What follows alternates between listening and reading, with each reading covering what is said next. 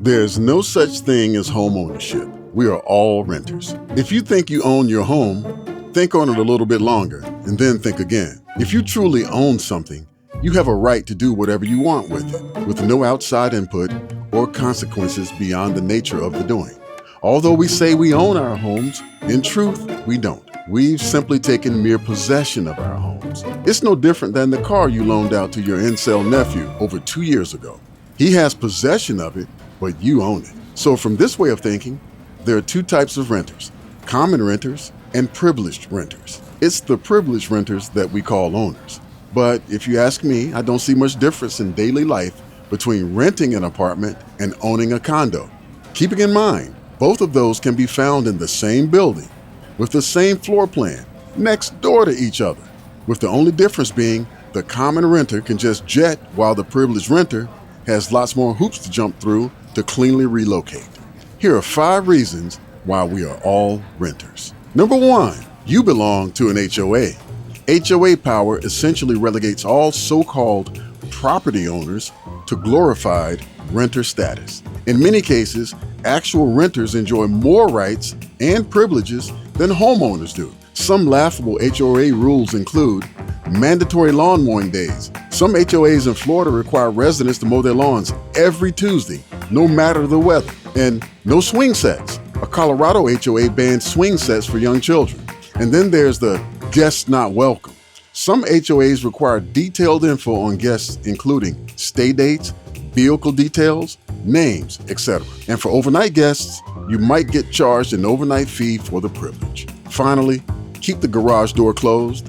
In Florida, some HOAs limit garage door openings to 15 minutes, regardless of what's going on with the property or the residents. Number 2, you still owe on a mortgage. If you're paying on a mortgage, the home is not yours.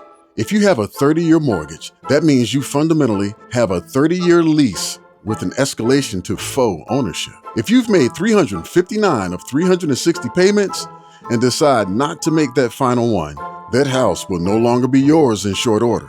To clarify, based on January 2026 averages, you buy a $485,000 house, put down a roughly 15% down payment, resulting in a principal loan amount of $415,000, $4,500 in taxes and fees, and receive a 6% interest rate on a 30-year mortgage. At the end, you will have paid a total of $415,000 in principal, $625,000 in interest. Yeah, that's how they get you.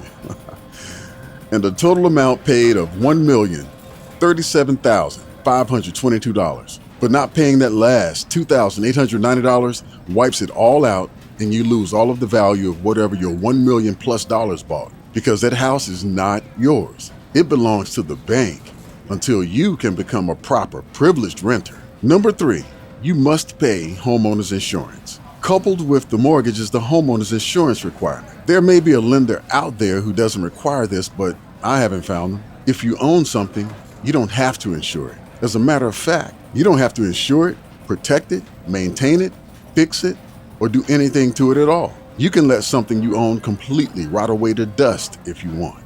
Number 4, you must pay property tax. Let's take it a step further and say you decide to make that last payment from scenario 2, but you've got a nagging in your craw about paying that darn government them taxes. So you decide it's your house, and you're not paying property taxes for something you own. Well, my friend, that house will soon no longer be yours. If it were a car that you did this with, you might lose your rights to legally drive it on public roads, but you'd retain ownership. Try that with a house, and they're taking that bad boy. Number 5, the government can take your land whenever it wants. The government can and does invoke eminent domain because the real property is held as a fee simple estate. A fee simple estate means that the possessor, we call him the owner, is only subject to zoning laws, taxation, eminent domain, and environmental regulations. But that's quite a lot.